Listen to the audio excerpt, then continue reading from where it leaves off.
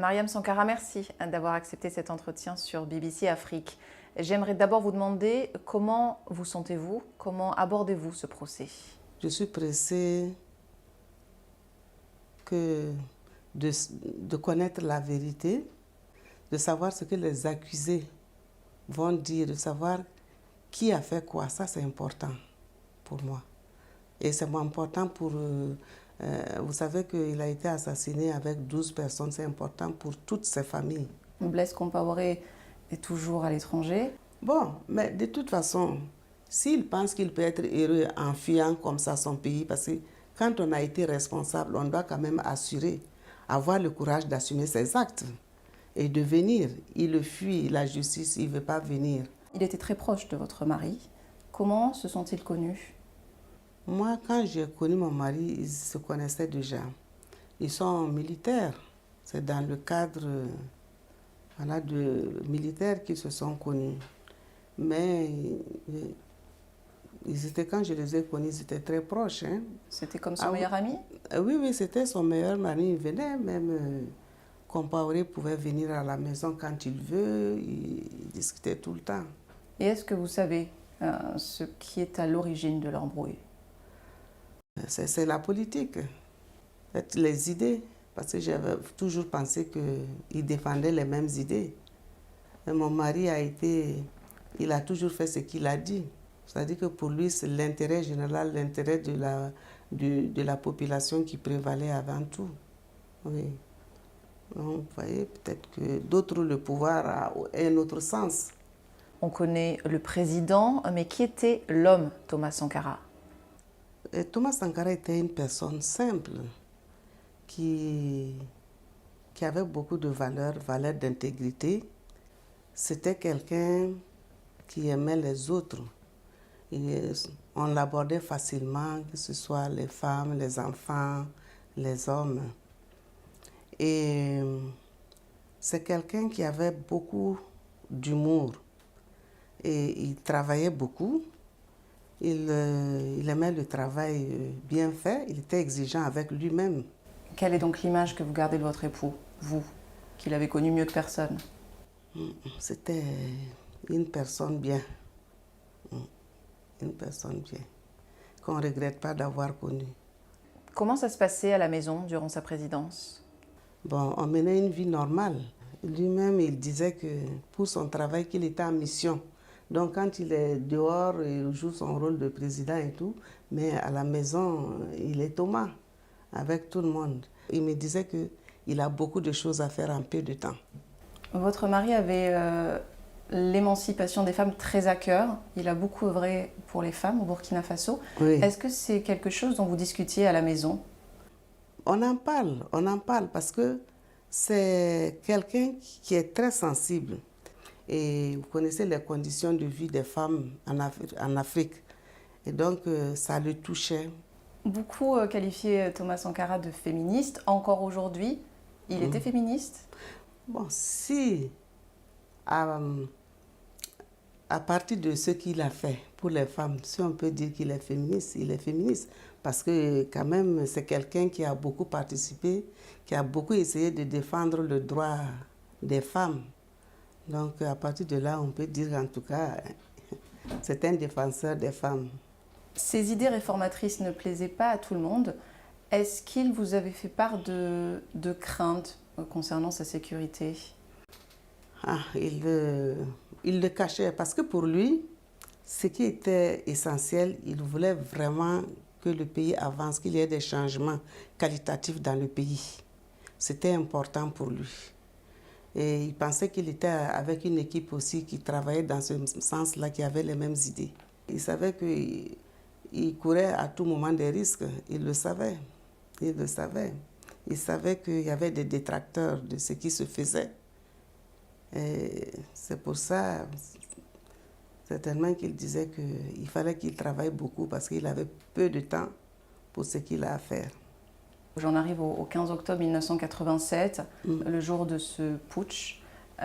Vous vous souvenez où vous étiez, ce que vous faisiez ce jour-là? J'étais au service et une amie m'a appelée, elle me dit qu'on entend des coups de feu du côté du conseil de l'entente où il était. Bon. Oui, coup de feu. Moi, de là où j'étais, je ne pouvais pas entendre. Et quelque temps après, je vois le protocole de la présidence qui vient en voiture avec mes enfants qui me dit de monter. Et je monte et tout, et puis bon, voilà quoi. Et ça tire. Et ça. On est parti, il nous a amenés chez des amis. Et quand est-ce que vous comprenez qu'il ne reviendra plus? C'est par le soir, par RFI, que j'ai entendu. Voilà. À ce moment-là, j'imagine que c'est le monde qui s'écroule. Qu'est-ce qu'on ressent? C'est qu'on ressent ça, c'est difficile à croire. C'est difficile.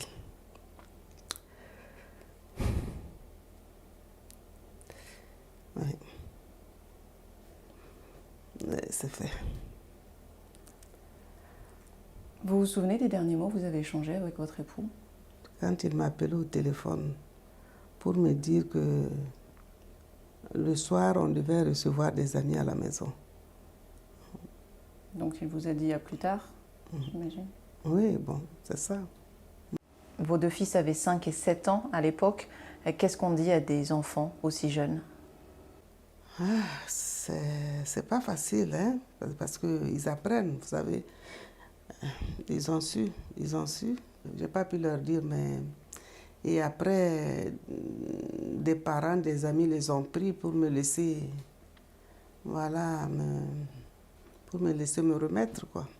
Qu'est-ce qui s'est passé pour vous dans les jours qui ont suivi le coup d'État? Je suivais beaucoup de persécutions. Oui, j'étais des cailloux dans ma maison, ma voiture a été cassée, et puis il y a une mesure qui est sortie que je ne devrais même pas partir au-delà d'un certain nombre de kilomètres de Ouagadougou. Les enfants ne pouvaient même pas avoir des copains, ils ne pouvaient pas aller jouer. C'était vraiment difficile à vivre. Quelques mois plus tard, vous partez, vous passez finalement de première dame à maman célibataire avec 2 enfants en bas âge, à l'étranger, au Gabon, ensuite en France. Racontez-nous cette vie. À partir du moment où on est en exil, c'est de l'exil. Ce n'est pas facile. Et non seulement vous êtes en exil, mais vous devez faire un deuil tout en élevant 2 enfants toute seule. Ah oui, c'est pas facile. On vivait dans l'anonymat. Par exemple, moi, même mes voisins, je ne dis pas qui je suis. Ils ne savent pas qui je suis. Oui, donc les enfants aussi, c'était comme ça. Je vous raconte une anecdote et tout, peut-être que vous ne le mettrez pas. Et un jour, un de mes enfants, il était encore à l'école primaire. Alors, il avait son copain. Je lui dis, tu sais, comme c'est ton ami, tu peux lui dire qui tu es, qui était ton père. Il me dit, oh maman, c'est pas la peine. Et parce qu'il ne peut pas comprendre. Et parce qu'une fois, il a dit à un de ses amis qui dit, ah oui, que si ton père était président, alors moi, ma mère est la reine de l'Angleterre. Que vous êtes, comment on appelle ça, ton père était président et puis tu es dans cette école et vous habitez ici et c'est cette voiture que vous avez. Hein. Donc, voici qu'il ne peut pas comprendre que papa était un président, mais pas comme les autres. Donc, bon, ça va, c'est pas la peine, vous voyez. Y a-t-il des moments où vous avez pensé à abandonner ce combat pour la justice? Non, ça ne m'a pas effleuré l'esprit, non. Non. Jamais, même dans les moments les plus difficiles? Non, non. J'aimerais vous demander comment on mène ce combat, comment on tient, sachant que les assassins de son mari et de tant d'autres personnes sont eux toujours en liberté et ne sont pas inquiétés. Oui, ce n'est pas facile, mais c'est la prière, hein? C'est Dieu. Parce que depuis que ça s'est passé, vous savez, je me suis mise beaucoup dans la prière. Vous n'avez jamais été dans la colère? Bon, ça peut arriver. Mais ça dit que cette colère-là, j'essaie de la dominer. Parce que révolter, je n'ai jamais accepté. Je n'ai jamais accepté la mort de mon mari. Blaise Compaoré vous a-t-il présenté ses condoléances ou exprimé sa compassion? Jamais. Non. Jamais. Et s'il était en face de vous, que lui diriez-vous? Je ne souhaiterais même pas qu'il soit en face de moi. Est-ce que vous avez pardonné les auteurs de cet assassinat? Vous nous avez parlé de la foi, la prière. Est-ce que ça permet de pardonner? Ah, il faut la justice. Le pardon, ça c'est quelque chose qui vient de Dieu, qui vient du cœur. On ne le décrète pas. Quel est selon vous l'héritage que Thomas Sankara a laissé au Burkina et plus généralement à l'Afrique? La dignité de l'homme africain, le respect de l'homme africain, il a été toujours défendu cette cause-là. Qu'est-ce qu'il voulait pour l'Afrique? Ce qu'il voulait pour l'Afrique, il voulait que l'Afrique se développe, soit indépendante et que l'Afrique soit respectée dans le concert des nations. Quand vous voyez qu'il inspire toujours les jeunes générations au Burkina, en Afrique et même au-delà, qu'est-ce que vous ressentez? Ça me donne un réconfort et je me dis que en fait, ce qu'il a vu, sa vision était juste et que c'est encore d'actualité et c'est réconfortant. Qu'est-ce qu'il penserait aujourd'hui de l'état du Burkina? Je pense que comme tout le monde, hein, nous sommes inquiets de voir ce qui se passe dans le pays, de voir qu'une bonne partie du pays échappe au contrôle de l'État. Ça lui aurait fait de la peine et le problème, c'est que ce n'est même pas au Burkina seulement, c'est dans tout le Sahel. Comment pensez-vous que Thomas Sankara aurait aimé qu'on se souvienne de lui? C'est quelqu'un en tout cas qui a aimé son pays, qui voulait le bonheur du peuple burkinabé et le bonheur des individus, le bonheur de la dignité des Burkinabés et des peuples africains. Vous pensez à votre époux tous les jours? Souvent, souvent. Et vous pensez qu'il serait fier du combat que vous avez mené? Vous avez dit lutter contre l'impunité, lutter pour la justice, c'était toute sa vie. C'est finalement ce que vous avez fait? Bon, je sais pas, mais en tout cas, j'aurais fait ce que je dois faire. Vous êtes très modeste. Vous êtes fier de porter ce nom, Sankara? Bon, c'est lourd à porter, mais je porte, comme on dit. Et il est là. Qu'est-ce qui vous manque le plus chez lui au quotidien? Son absence, le fait qu'il ne soit pas là, que bon, voilà, il n'est plus là. S'il nous entend, qu'est-ce que vous aimeriez lui dire? Qu'il peut être en paix, justice va être rendue. Enfin, pendant ces années et tout, qu'il m'a soutenu aussi et enfin on va pouvoir arriver au bout de cette attente-là. On connaîtra la vérité. Vous dites qu'il vous a soutenu, ça veut dire que vous avez vraiment l'impression.